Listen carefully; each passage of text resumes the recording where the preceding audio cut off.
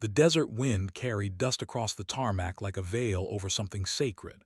In the pre-dawn gray of Forward Operating Base Kalsu, Iraq, 2007, nobody paid attention to the lone F-16 sitting at the end of the runway, its canopy still closed, its pilot already strapped in 30 minutes before briefing time.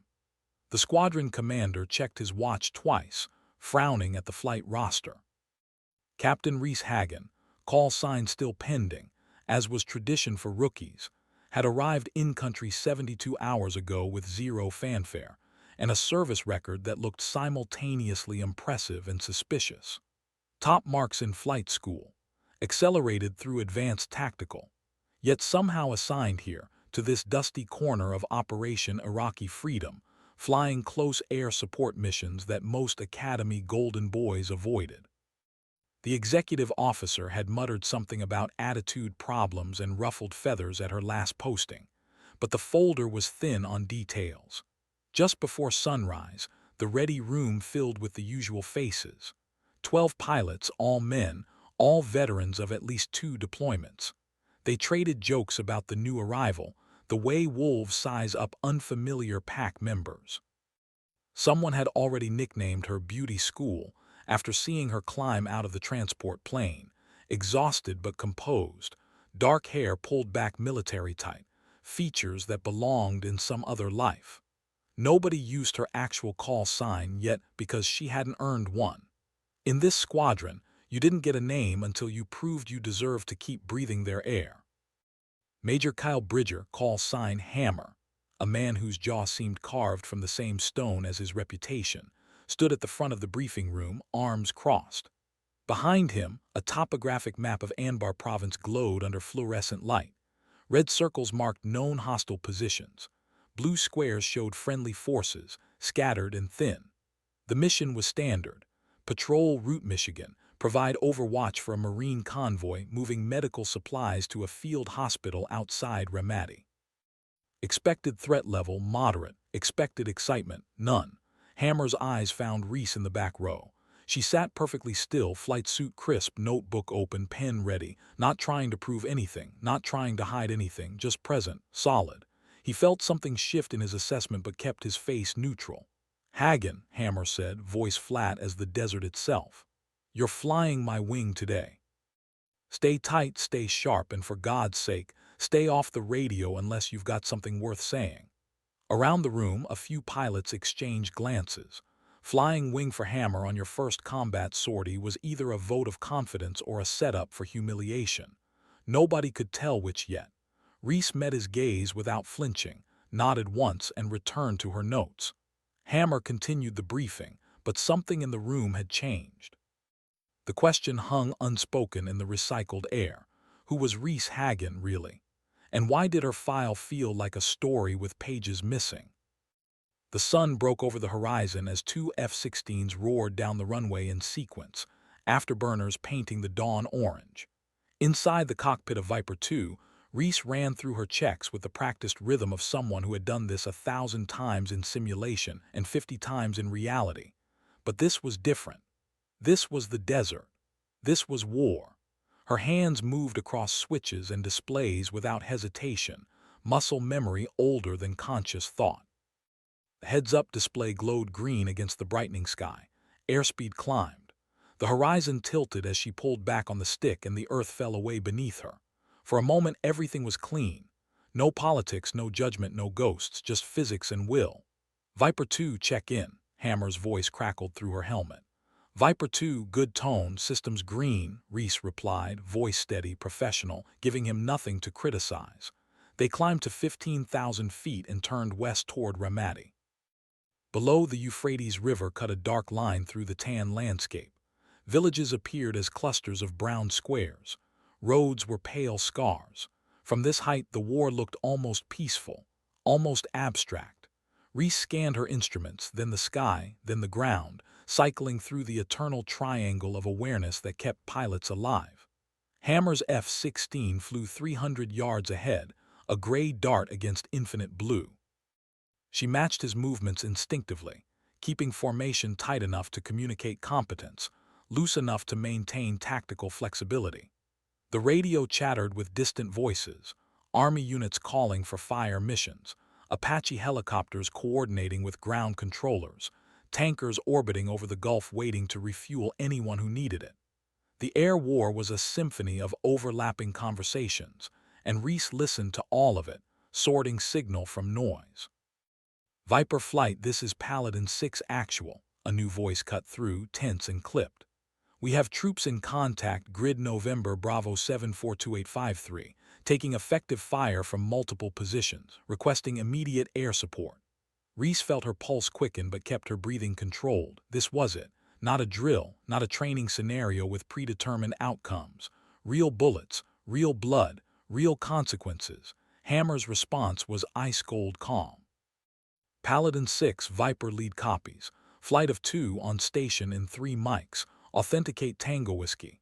Viper lead authenticate Foxtrot Lima. We have wounded, I say again, we have wounded. The authentication codes matched. It was legitimate.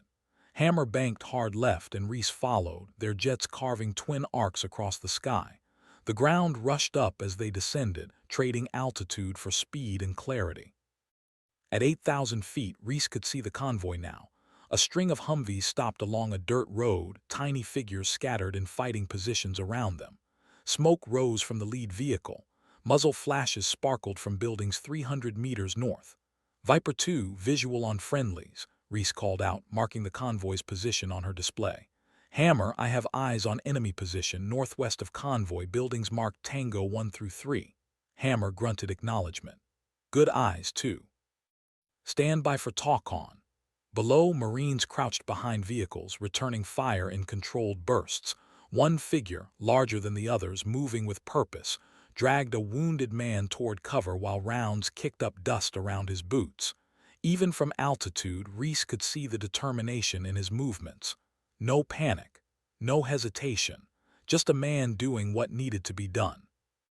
Hammer established communication with the ground controller, a forward air controller embedded with the Marines whose voice carried the particular strain of someone under fire trying to sound professional.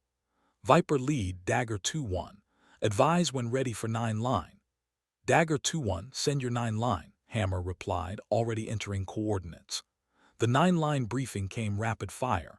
Target location, elevation, description, friendly positions, egress direction, threats, restrictions.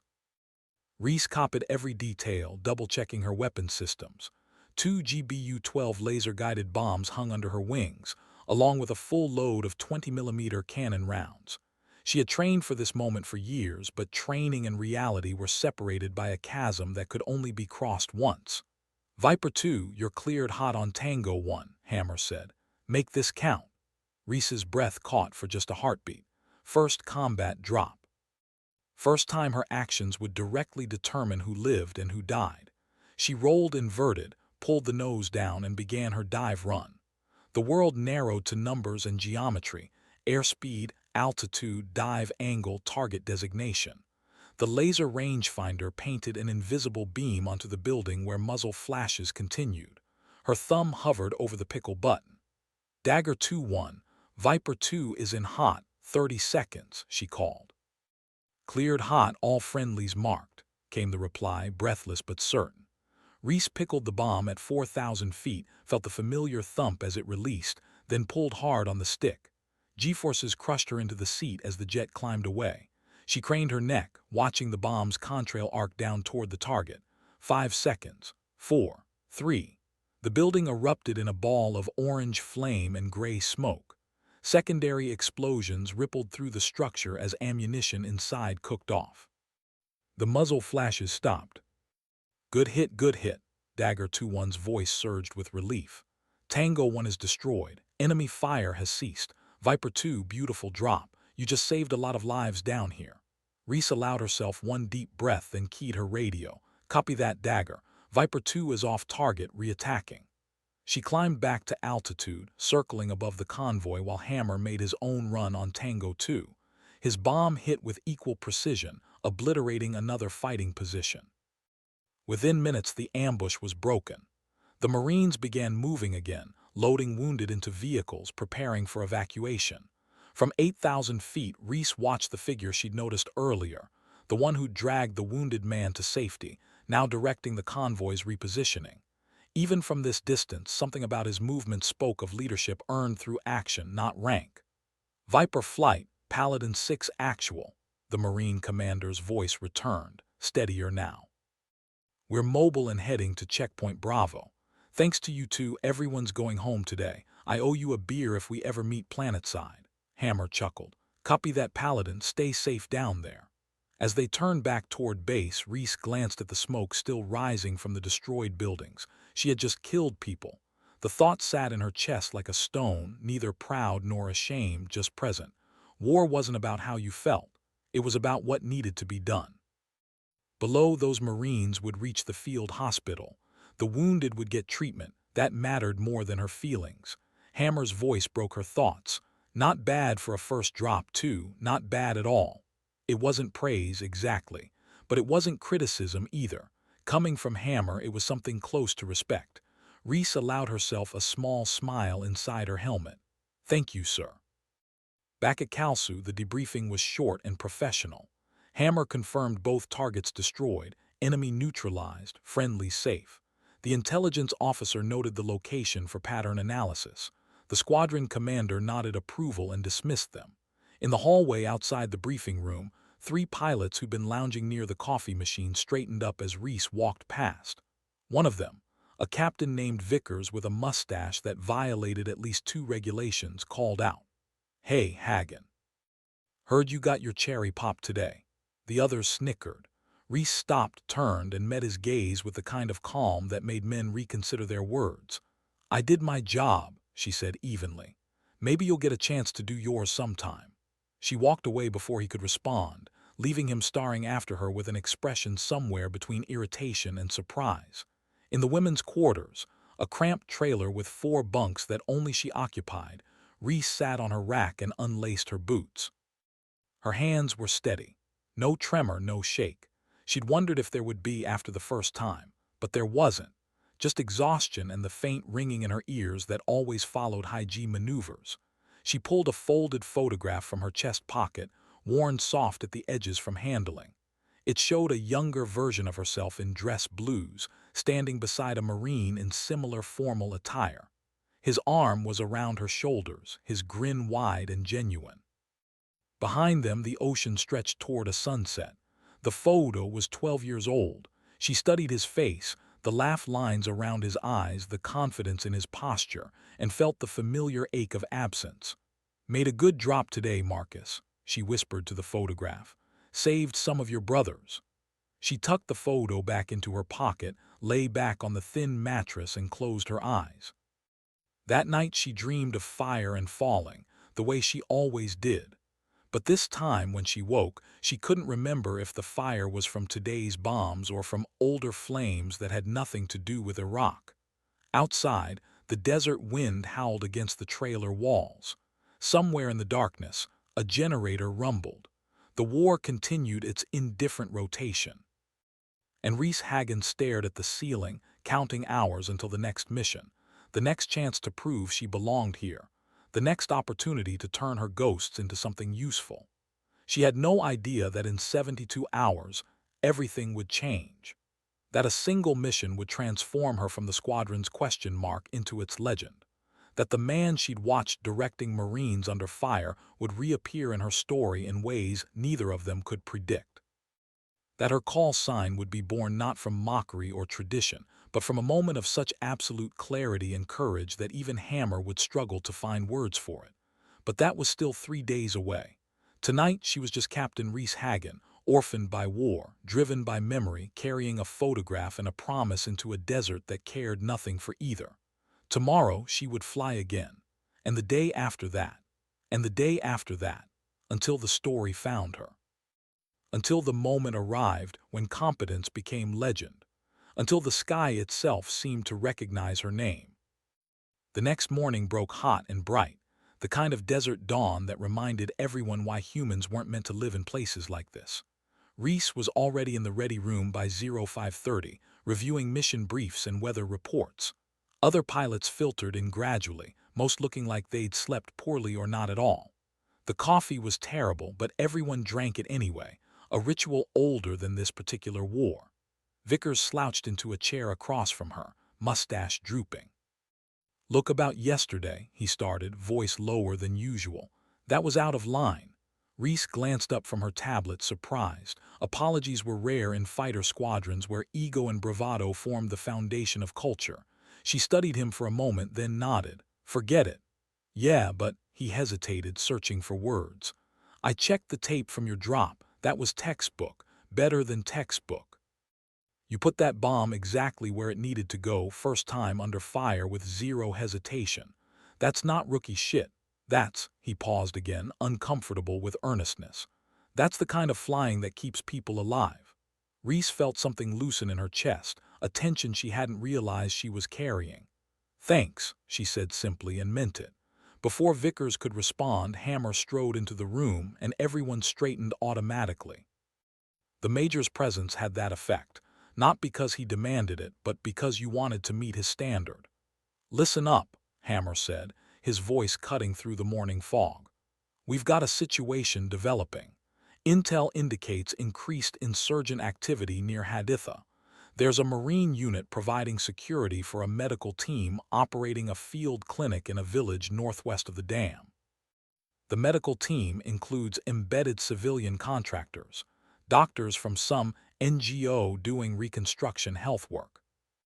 He pulled up a satellite image on the main display. The village appeared as a small cluster of buildings surrounded by agricultural fields and irrigation canals. Isolated, defensible if you had enough people, vulnerable if you didn't. The Marine detachment is undermanned, only 12 Marines protecting 8 civilians. They've been there 4 days without incident, but signals intelligence picked up chatter suggesting an attack is imminent. Could be tonight, could be tomorrow. We're establishing a constant air presence over the area until they can be reinforced or extracted. Hammer's eyes scanned the room, landing on Reese. "Hagen, you're flying with me again. We're taking the first CAP rotation. 4-hour window, 0800 to 1200. If something kicks off, we'll be first on station." Reese nodded, already running through mental checklists. Combat air patrol was different from close air support. CAP meant waiting, watching, being ready to respond to threats that might not materialize. It required a different kind of patience. "Questions?" Hammer asked. Nobody spoke. The briefing continued with tactical details, communication frequencies, rules of engagement, backup plans. Standard procedures for a situation that everyone hoped would remain standard.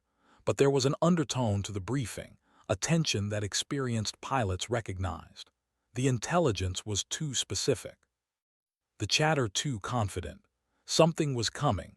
Whether today or tomorrow, something was definitely coming. By 0730, Reese was in her cockpit running pre-flight checks. The morning sun was already brutal, turning the metal surfaces hot enough to burn exposed skin. She worked methodically, verifying every system, every weapon, every backup. Her crew chief, a staff sergeant named Rodriguez who'd seen 6 deployments and had opinions about everything, stood on the ladder beside her canopy. "Heard you made a good drop yesterday, ma'am," Rodriguez said, adjusting a connection on her oxygen mask. "Heard you put it right through the window." Reese smiled faintly. "Close enough." "That's all we ask, ma'am, close enough to matter." Rodriguez patted the canopy rail twice, a gesture somewhere between blessing and challenge, then climbed down. "Bring my jet back in one piece." "Always the plan, Rodriguez." "Plans change, ma'am, just don't make me do the paperwork." Reese laughed despite herself, then settled into the focused calm that preceded every flight. The F-16 came alive around her, hydraulics whining, displays glowing, the whole aircraft humming with barely contained energy. This machine could do Mach 2, pull 9 GS, deliver precision weapons from miles away, but it was still just a tool. The pilot made the difference, always the pilot. Hammer's voice crackled through her helmet. "Viper flight, check in." "Viper 2, ready," Reese replied. "Copy." "Let's go to work." They took off in sequence, punching through the morning heat shimmer into clear air above. The desert spread below them, vast and indifferent. Somewhere in that emptiness, 12 Marines and 8 civilians were starting their day, unaware that 2 jets overhead carried the difference between their survival and disaster. The flight to the patrol area took 20 minutes. Reese settled into the rhythm of CAP. Fly a racetrack pattern around the designated coordinates, scan for threats, monitor radio traffic, conserve fuel, stay alert. Hours of boredom punctuated by moments of terror, as the old saying went. Though sometimes the terror never came, and you went home with nothing but eye strain and a sore back. At 09:15, the Marine Ground Commander checked in. His call sign was Paladin 6, and his voice carried the particular weariness of someone who'd been in-country too long. Viper Flight, Paladin 6. Morning's quiet so far. Locals seem nervous, though. Nobody's out in the fields. That's not normal. Hammer responded with his usual economy. Copy, Paladin. Will keep eyes on. Anything specific we should watch for? Negative, Viper. Just a feeling, but my feelings have kept me alive this long. Understood. We're here if you need us. The radio fell silent again. Reese banked gently, maintaining her arc of the racetrack, and studied the village below. It looked peaceful from altitude, mud brick buildings with flat roofs, a central square with what might have been a well, narrow streets winding between structures. She could see figures moving occasionally, but no vehicles, no obvious activity. The fields around the village were empty. Crops stood unharvested. Paladin 6 was right, that wasn't normal. In agricultural areas, people worked the fields from dawn until the heat became unbearable. Empty fields meant fear, meant people staying inside, waiting for something. Reese keyed her radio. Viper Lead 2. Recommend we drop altitude, get a closer look at the approaches to the village. Something feels off. Hammer was quiet for a moment then. Good instinct, 2. Let's come down to 5,000, stay in pattern, keep it tight. They descended together, and details sharpened. Reese could now make out individual people on rooftops, sandbag positions at the village perimeter, the Marine vehicles parked in a defensive cluster near the central building. She could also see something else, tire tracks in the dirt roads leading to the village from the west, fresher than they should be, too many vehicles for a farming community. Viper Lead 2, check the western approach. Multiple vehicle tracks recent converging on the village from the ridge line. Hammer's voice tightened. I see them. Paladin 6, Viper Lead. Advise you have significant vehicle traffic approaching from the west, approximately 2 clicks out. Recommend increased alert posture. There was a pause, then Paladin 6 came back, all business now.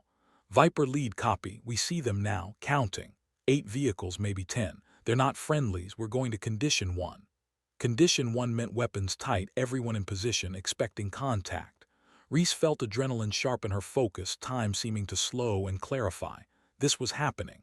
The quiet morning was about to become something else entirely. Below, she watched Marines sprint to fighting positions. Civilians disappeared into the central building. The village transformed in seconds from a sleepy outpost to a fortress under siege. And high above, 2 fighter jets circled like hawks, waiting for the moment when precision violence would be required, waiting for the call that would turn training into reality again, waiting to see who would survive the next hour. The vehicles approached in a loose formation, kicking up dust plumes that marked their progress across the desert floor. Reese counted 11 trucks, Toyota Hiluxes mostly, the universal vehicle of irregular warfare, along with 2 larger cargo trucks at the rear. Through her targeting pod, she could see armed men in the truck beds, weapons visible even from this altitude. Viper Flight, Paladin 6. We're being bracketed. 3 vehicles breaking off north, 2 south. They're trying to surround us. Hammer's voice was granite. Paladin 6, Viper Lead. We have visual on all vehicles. Recommend you engage when they enter weapons range. We'll handle any that break through your perimeter. Roger that, Viper. These civilians include American doctors if we get overrun. Paladin 6 didn't finish the sentence. He didn't need to. Everyone understood what would happen if insurgents captured American civilians. The propaganda value alone would be catastrophic, to say nothing of the human cost. Reese switched her weapon selector to cannon, then back to bombs, calculating distances and angles. The trucks were spreading out, making themselves harder to target with a single strike. Smart tactics. Whoever was commanding this assault had done it before. At 2 kilometers, the truck stopped. Reese watched through her pod as men dismounted, taking positions behind vehicles and natural cover. This wasn't a wild charge. This was a coordinated attack by fighters who understood combined arms. "They're setting up mortars," Paladin 6 reported, voice tight. "I count 3 tubes, western position. Viper, we need those mortars gone before they find our range." Hammer didn't hesitate. "Viper 2, you're cleared hot on the mortar position. I'll cover the northern group." "2 copies rolling in," Reese replied, already nosing down into her attack run. The Earth rushed up to meet her. Wind screamed over the canopy. Every instrument reading burned into her consciousness. Airspeed 450 knots, altitude 6,000 and dropping, target designation locked, laser code matched. Through her HUD, she watched the mortar position grow from abstract shapes into men and equipment. They didn't know she was coming. Didn't know that death approached at 600 miles per hour. She pickled her first GBU-12 at 3,000 feet, pulled hard left to avoid ground fire, and watched the bomb track true. It struck between 2 mortar tubes, and the explosion consumed everything within 30 meters. The shockwave flipped one truck onto its side. Secondary explosions suggested ammunition stores had been nearby. "Good hit, Viper 2, Paladin 6 called. "Mortars are down. Northern group is advancing." His transmission cut off as gunfire erupted. Reese could see muzzle flashes from a dozen positions now, Marines and insurgents exchanging fire across 200 meters of open ground. Hammer's jet screamed overhead, strafing the northern position with cannon fire. 20mm rounds chewed through trucks and earth with equal indifference, each one capable of punching through engine blocks. The northern advance faltered, men diving for cover. But the southern group kept moving, using irrigation ditches for concealment, getting closer to the Marine perimeter. Too close for bombs now, close enough that Reese could see individual fighters maneuvering between buildings on the village edge. "Viper lead, they're inside the village perimeter on the south side," Reese called out. "I'm going to make a show of force run, try to slow them down." "Negative, too much risk of civilian casualties with the docks in there." "I'll go dry just the noise, trust me." Hammer hesitated for only a moment. "Do it, but stay high enough to avoid small arms." Reese rolled inverted and dove, this time with no intention of releasing weapons. She dropped to 800 feet, low enough that the jet's thunder would be overwhelming, high enough to stay clear of rifle fire, and screamed over the village at 450 knots. The sonic pressure of her passage rattled buildings and shattered windows. She pulled up hard, afterburner lighting, painting the sky with flame. Below, the southern advance stopped. Men looked up, momentarily frozen by the display of force. It bought seconds, maybe a minute. In a firefight, that could be everything. "Paladin 6, Viper 2, you've got a short window. Reinforce your southern position now."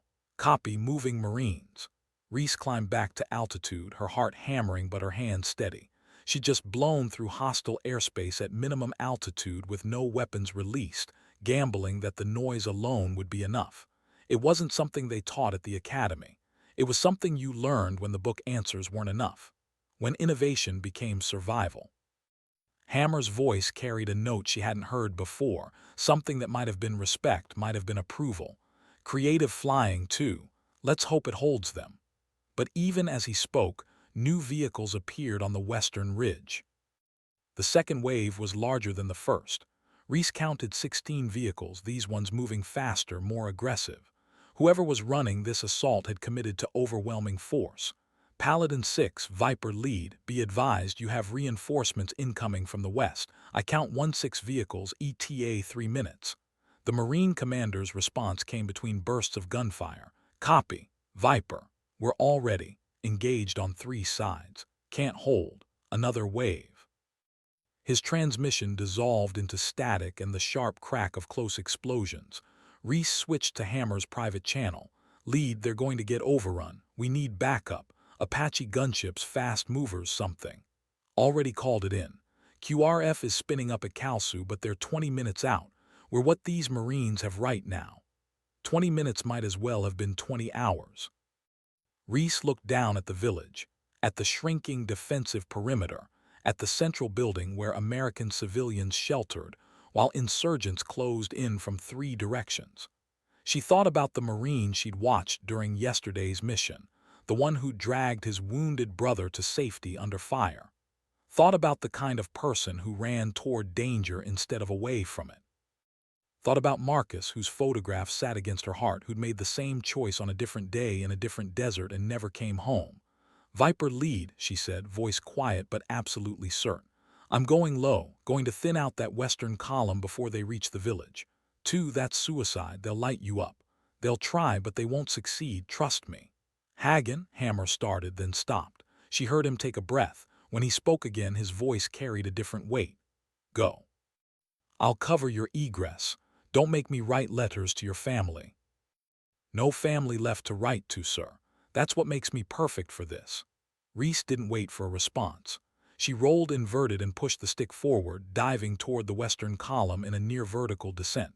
The altimeter unwound like a broken clock. 10,000 feet, 8,000, 6,000. Warning tones began chirping in her helmet as she exceeded safe descent rates. She ignored them. At 4,000 feet, she leveled out and armed her second GBU-12. The targeting pod showed the western column strung out along a dirt road, vehicles close together, perfect for what she had planned. But to get the geometry right, to put the bomb exactly where it needed to go to cause maximum disruption, she'd have to get lower than any sane pilot would go. Low enough that the explosion might catch her in its radius. Low enough that small arms fire became a real threat. Low enough that recovery would be a knife edge between control and catastrophe. Paladin 6, Viper 2 is in hot from the west. Danger close. Recommend all personnel take cover. She dove through 3,000 feet, the desert filling her canopy, every detail sharp and immediate, the vehicles, the armed men in their beds, faces turning upward as they realized what was coming. Someone fired at her. She saw the muzzle flash, saw tracers arc up like slow-motion fireworks, passing 100 feet beneath her jet. At 2,000 feet she pickled the bomb, then simultaneously pulled back on the stick and rolled right, executing a maneuver that pushed her F-16 and her body to the absolute edge of structural limits. The G-forces crushed her down into her seat. Her vision narrowed to a tunnel. She grunted against the pressure, fighting to keep blood in her brain, fighting to stay conscious. Behind and below her, the GBU-12 struck the middle vehicle in the column. The explosion was catastrophic, not just the bomb but secondary detonations from ammunition and fuel. A fireball rose 300 feet, consuming 4 vehicles instantly and disabling 3 others. The entire column stopped, disorganized and burning. Reese leveled out at 500 feet, far too low, still in range of everything, and accelerated afterburner howling. Bullets sparked off the desert behind her as insurgents fired wildly. None found their mark. She climbed away, breathing hard, checking her instruments. No warnings, no damage, just a clean strike and a cleaner escape. "Holy shit," Paladin 6's voice burst through the radio, disbelief and hope mixing equally. "Viper 2, that was the most beautiful thing I've ever seen. Western column is combat ineffective. They're withdrawing." "Copy," Reese managed, still catching her breath. "Happy to help." Hammer's voice came through on the private channel, quiet but intense. "That was the most reckless, dangerous, stupid piece of flying I've ever witnessed. It was also the bravest. Don't you ever do something like that again without telling me first so I can talk you out of it." Reese smiled inside her helmet. "Noted, sir. I'm serious, Hagen, you could have died. But I didn't, and those Marines are still alive, that's what matters." Hammer was silent for a moment. Then, yeah, it is." "Good work, Reese." He'd used her first name. In 3 days, he'd never used her first name. Reese felt something shift, some invisible barrier crossed. She'd earned more than just survival today. She'd earned recognition from a man who didn't give it lightly. Below, the battle was turning. With the western column destroyed and the mortar position neutralized, the remaining insurgents began withdrawing. Sporadic gunfire continued, but the organized assault had broken. The Marines held, the civilians survived. The village remained in friendly hands. "Viper flight, Paladin 6. Enemy is retreating. We're holding position until QRF arrives. I don't know what the regs say about this, but you two just saved a lot of lives today. American lives. Marine lives, I won't forget it. "Just doing our job, Paladin," Hammer replied. "Stay safe down there." As they climbed back to altitude, Reese looked down one last time at the village. She could see figures moving in the central compound, Marines securing the perimeter, civilians emerging cautiously. Among them, one figure stood out, directing the post-battle organization with the same purposeful movements she'd noticed during the convoy ambush. The same Marine. Twice now, she provided air cover for this man. Twice, he'd been at the center of chaos, bringing order through simple competence and courage. She wondered if she'd ever learn his name, wondered if he'd ever learn hers, wondered if their stories would intersect again in this desert that threw people together and tore them apart with equal randomness. She didn't know yet that in less than 24 hours, she'd be standing in front of him in person, that her story and his were about to become inseparable. That the next chapter would begin not in the sky, but on the ground, in the dust and heat of a forward operating base where a retired Marine, now serving as a civilian security contractor, would hear a name that would change everything. The debriefing lasted 2 hours.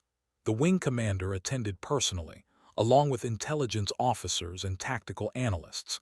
They reviewed every minute of the engagement, every decision, every bomb dropped and shot fired. Gun camera footage played on the main screen, showing Reese's dive attack from multiple angles. When the footage reached the moment she pulled out at 500 feet with the explosion blooming behind her, the entire room fell silent. Finally, the wing commander, a colonel named Morrison who'd flown combat missions in Desert Storm, spoke. "Captain Hagen, I've been in this business for 26 years. I've seen a lot of brave flying. I've seen a lot of skilled flying. I've rarely seen both in equal measure." He paused, choosing his words carefully. "I've also never seen anyone execute a dive attack that aggressive and that precise while under fire. The tower telemetry shows you pulled 7.2 GS in your recovery." Most pilots would have blacked out. Reese sat at attention, unsure how to respond. "I maintained consciousness, sir. Clearly, the question is how, and more importantly, why did you think that attack was worth the risk?" This was the moment that could define her career.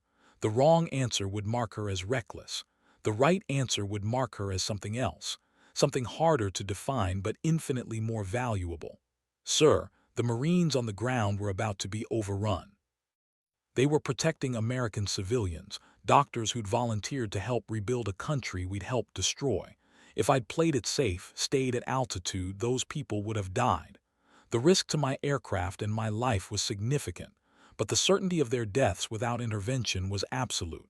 The mathematics seemed clear." Morrison studied her for a long moment. Then,